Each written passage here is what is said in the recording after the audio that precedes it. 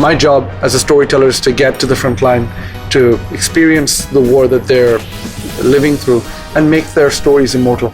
This is Climate Curious, the podcast for people who are bored, scared, or confused by climate change. I'm Maryam, Pasha, the director and curator at TEDxLondon and the co-host of this podcast, alongside the amazing Ben. Hi, I'm Ben Beheshty, activist and advocate exploring what positive masculinities can look like, and self-confessed climate normie. Great. So sometimes when Josie, our producer, and I are at TED, we get really, really excited about a speaker. And that happened about our guest today, where Josie, our producer, ambushed him after he spoke. And we are so excited to be joined today. So Anjan Sundaram is a TED Fellow, a war reporter, an artist. Well, first of all, welcome. Thank you. Thanks for having me, Mario. I'd love it if you could share a bit about what your work focuses on right now, and which was the subject of your TED Talk, which everyone needs to go watch as soon as it comes out. Sure. Thank you. Thank you for the kind words. And my work focuses, and I'll tell you why, especially because my work focuses on forgotten conflicts. And what I try to do is bring these forgotten conflicts to the mainstream, to the public consciousness, to elevate these in the minds of people around the world. It's a privilege to share the stories of these isolated indigenous communities that I'm reporting on in Mexico. My work now focuses, I've been a war reporter for the last 20 years, mostly in Central Africa, for about 10 years. And recently I moved to the environmental front lines from the human rights front lines, because I feel like the environmental war is the great war of our time. And I read a report that 54 environmental defenders were killed in Mexico in just 1 year, in 2021. And that kind of moved me and told me, well, if the environmental war is happening around the world, but if Mexico's on the front line, then that's where I want to be. And I want to tell the stories of these communities and how they're protecting ecosystems, mountains, rivers, forests, all the precious ecosystems that we need in order to survive. Is South America really a hotspot for this? And then is Mexico, like, within that, something that you found as you were deciding to go and focus on this, where you zeroed in? Absolutely. At least 1,700 environmental defenders have been killed over the last decade. Nearly 70% of these assassinations happened in Latin America. The three hotspots in Latin America tend to be Brazil, Colombia, and Mexico. And they kind of trade places each year for the deadliest country, unfortunately. And I think, as you said, the killings of these defenders are reported. It's usually a little news story and then it's forgotten. Exactly. But they're all connected. There are these little communities of 1,000 people each, and each of them is defending a river, a mountain, a forest, and they're across Latin America and around the world. Outside Latin America, the hotspots tend to be Philippines, India, Kenya. And I should caveat all of this by saying many killings are not reported. So the killings across Africa, given the lack of news media there and the penetration of news from Africa into the world, we don't know. And so all I can say is, given what we know, Latin America is the global front line. It is the hotspot. And because I was looking in from the outside, that's all I had, so that's where I went. And it's shocking, the communities that I'm reporting on in Mexico, their stories aren't told within Mexico. Wow. And they're not told in Mexico City. And when I go to these communities, they feel like their fights are hyper-local, for a river, for a mountain, because it's only reported in the local news, in extremely local news, like, the village news or town news. But when I tell them, no, you're part of a global fight. Right. There are communities around the world that are allied with you. You're fighting a global war to protect the environment. They understand immediately, because they say Madre Tierra, Mother Earth, is one Earth. And they understand that intuitively. And they're, incredibly excited when I tell them, I'm going to take your stories. Forget about Mexico. We're going to skip the middleman and we're going to go international. Right. And I'm going to take your stories to as big an audience I can internationally. So I want to ask you a bit about the impact you hope to have with this. But before we get there, for people who haven't seen your talk yet, it's not out yet, as of today, can you tell us a little bit about what you found when you went there on the ground? And also, this doesn't feel like it's very safe work. So firstly, I should say these communities are living in war zones. War reporting is never safe, but usually the communities living in a war zone experience far greater risk, yes, far greater loss. Many of the people I meet die, the next day, next month, next year. That's the nature of That's a the war. reality, yeah. And in this case, an environmental war, they're dying for a mountain or river. My job as a storyteller is to get to the front line, to experience the war that they're living through, and make their stories immortal. These defenders, I try to make them as immortal as I can by telling their stories, their brave stories, because after they're gone, their stories can still live on and inspire other defenders, inspire other people, and that's kind of my job. I try not to take, it is dangerous work. It might seem extremely dangerous, but to me, I feel like I'm quite careful. Well, I mean, I think you know what you're doing after this many years as well. I hope. You can always get unlucky. Yeah. I also pick wars that I tend to, be better at reporting on. I feel more human scale wars. I feel like some wars are, fought missile strikes, and I don't know how to read those. But if someone's pointing a gun at me and it's happened, and they threaten to kill me, I've talked them out of it clearly because I'm here. But I feel like I can. I feel more confident in those situations. If there's a human being, I can communicate with them. When you say like we're protecting a mountain, protecting a river, from whom? Like, tell me a bit about that. Absolutely. So the sites that I travel to, that I report on, are industrial mega projects. Okay. And I feel like these are the front lines between two modes of living. So like when you say like mining or... Mining, factory complexes, railways, dams, green energy projects, wind turbines, anything that's done on an industrial mega project scale. And these projects tend to need a lot of land. They tend to be invasive. They don't tend to communicate with local communities, ask permission, none of that. There tends to be a lot of money involved, a lot of corruption, a lot of profit, and various groups are trying to profit in their own ways. The three groups in Mexico and around the world tend to be governments, companies, both national and international, and organized crime. In Mexico, cartels, but in other places, other kinds of organized crime groups, militias, whatever, in Congo. Everyone's trying to get a piece of the money. And the communities that I'm reporting on tend to be really small, maybe 1,000 people, and they're fighting against a consortium of really powerful and greedy forces. And I feel, to your point about the armed nature of this conflict, I feel like more and more, as the world needs more minerals, more raw materials, even for the green transition, we need lithium, we need titanium, we need metal, we need iron. We're going to need more of these resources, and more of these resources are being found in pristine environments that have been taken care of by indigenous communities for hundreds of years. And so we're now going to the last pristine ecosystems in search of these minerals, believing we're doing good. We want to transition to a green economy, but the method in which we extract these minerals is still the same old colonial processes and very violent processes, especially when the communities refuse.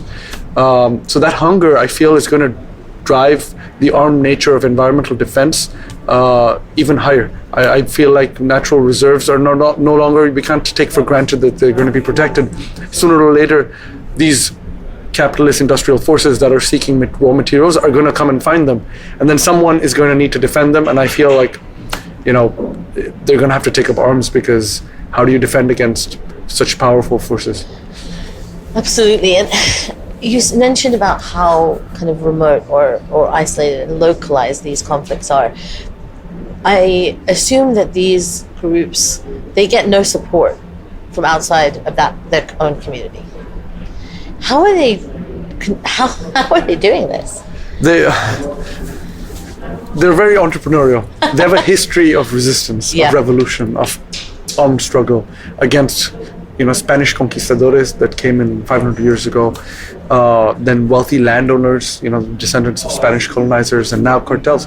They have a very tight-knit social fabric. They're connected to their land. They feel the land is them. They're willing, it's remarkable, they don't just talk about our connection to nature. They're willing to put their bodies on the front line, their children on the front line, because it's their whole culture, it's their way of being. I feel like there are two, ways of life, again, that we are a choice that we're confronted with as a society. On the one hand, we have a technological possibility, and I used to be a mathematician in another life, so I understand the seduction of mathematical equations, the permanence, the beauty of the immortality that it promises. Yes. And I feel like technologists are taking this promise at its word and trying to build a semblance of immortality, whether it's in the metaverse or in the cloud, or colonizing Mars, whatever it is. They feel like we can live forever, we can escape death.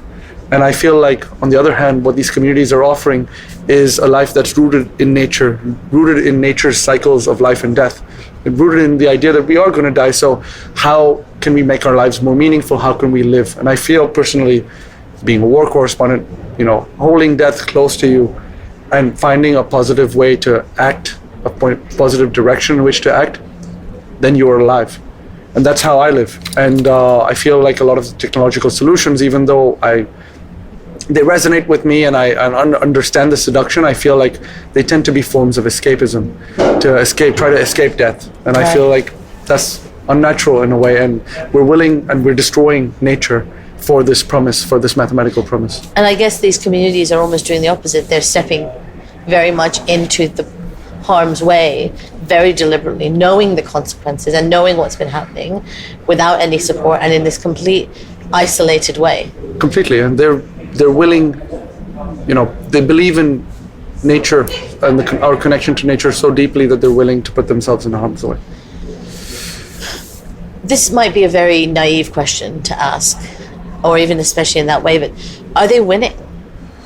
So I think as a society, there are hope. And I think, personally, I don't have the macro view around the world to answer that question authoritatively. But what I can say is, in the fight for nature, in the fight to preserve nature or extract from nature and destroy nature, in this war for the environment, I do believe that they are our hope. And as a society, if we want to preserve nature, we have to support them, ally ourselves with them, join forces. Otherwise, we're not going to win. We're going to lose our last pristine ecosystems. And that's just a reality. I think the question is, do we want to make this choice? Instead of defaulting into one that kind of a choice by making no choice. Yeah, I think we take for granted, we're so removed from the supply chains that supply us with all the raw materials. We don't know where they're coming from. And it's, the point is now these 5% of the world's population, indigenous communities, is now defending 80% of all the biodiversity on Earth. So we've destroyed the biodiversity everywhere else. And it's very clear what our way of life is leading to. These communities have decided to protect their ecosystems. How do we think of, as a society, how do we decide whether we want to join forces? How do we decide whether we want to protect these ecosystems? What are we as a species? We've come to that point, I think, technologically, economically, the economic ecosystem is global now, and our impact on the world, on the planet, is global. We're in the Anthropocene. It's very clear. We are powerful. These communities think we're crazy. They're not anti-technology. No. They have cell phones. They have cars. They want the comforts of life. They have televisions. They just don't think it's worth destroying nature for. Right. For that comfort. And and so much of the benefits have been spread in an inequitable way around the world. As you've been doing this work, what has surprised you?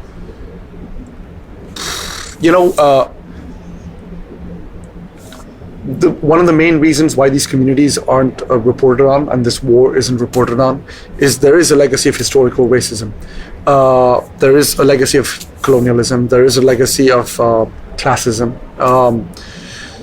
And I see, even though I work in in the bleakest places in the world, I tend to be hopeful. And I see the environmental conflict, the war and the environment, as an opportunity. We now, as a society, have an opportunity to transcend and overcome the historical racism, the classism, the colonial legacies that define our societies, that are still embedded in the structures of our societies. Because if we don't, then our survival is in peril. So if we're not going to do it for them, if we're not going to treat them as equal human beings, treat the poor as having interests that merit attention, as treat those who are the victims of racism as needing redress. If we're not going to do that for them, I think the environmental war has brought it home, and we need to do it for us. And if we don't do it for us, if we don't do this, our planet is going to be destroyed, and these are the people who are protecting it. So I think the question is really up to our society. Do we care enough about ourselves, have selfish interests, and not dream up this escape through technology?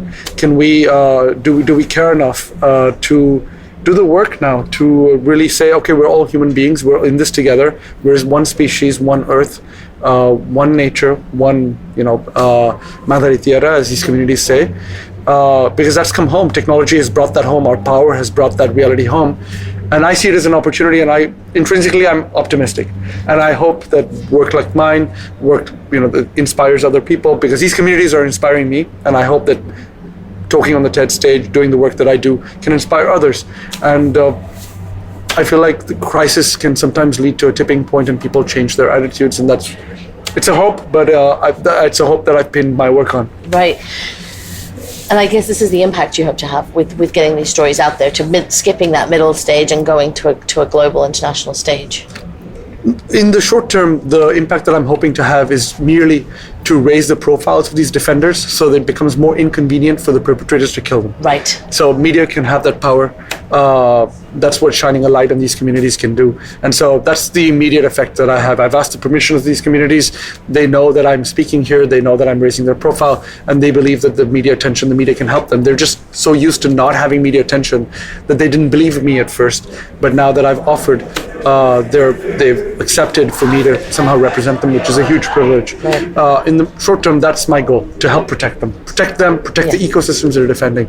In the long term, yes, I do hope that the impact I can have is that we can all become more conscious that we are one planet. We need to save these species, we need to save these ecosystems, we're all connected. All I'm doing is, I'm the messenger. I'm placing this choice in front of society. Do we accept, or what choice do we make? One last question for you, because you said you were a mathematician in another life. This feels like an odd career change. How did that happen? I thought I was going to be a professor. I studied mathematics to quite a high degree. I was going to begin my PhD. I read an article in the New York Times that was in the middle of the newspaper, bottom of the page. It said 4 million people have died in Congo. And I thought to myself, why is this not on the front page? And that made me one step to the next, and I bought a one-way ticket after I graduated from college with a master's in mathematics.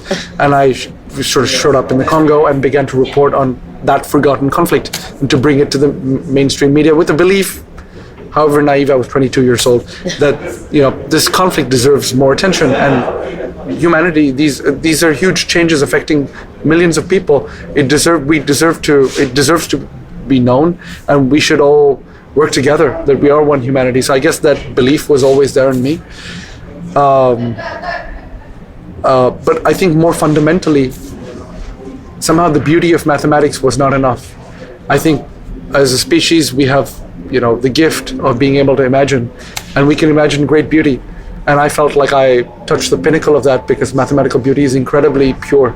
And I got to know that, and I thought to myself, this is not enough. I need a life that's connected with people, because otherwise these beautiful ideas don't matter or don't mean enough to me. And, back then it was a little voice in my head, but I followed it, and I'm really glad, because I feel like the work is precarious. It's really hard.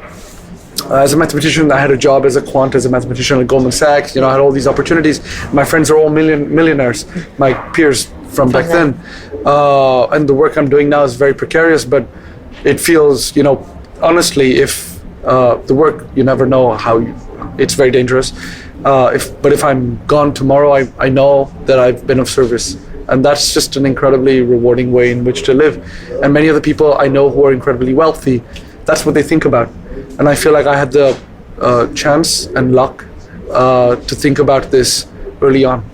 I'm so grateful for you taking the time to share all of this with us. If other people are feeling like me and they want to know more, where do they find your work? It's on my website, anjansundaram.com. Thank you for talking to me, and for this work, and for being so generous, and for these communities being so open to having their stories shared. Thank you, Maryam.